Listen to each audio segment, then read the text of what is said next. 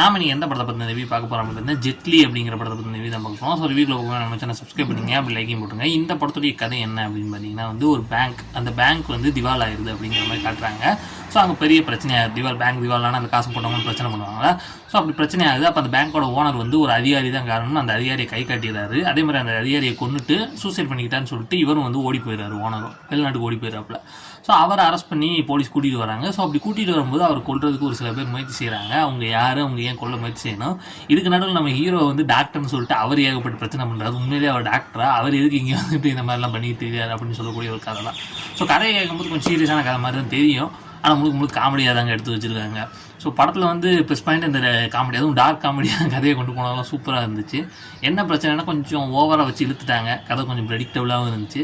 First of comedy தரமாக இருந்துச்சு. ஆனால் செகண்ட் ஆஃப் ஏன் சொதப்புனீங்க அப்படிங்கிற மாதிரி இருந்துச்சு. ஸோ செகண்ட் ஆஃப் இன்னும் கொஞ்சம் நல்லா காமெடி பண்ணிக்கலாம் அப்படிங்கிற மாதிரி தான் தோணுச்சு.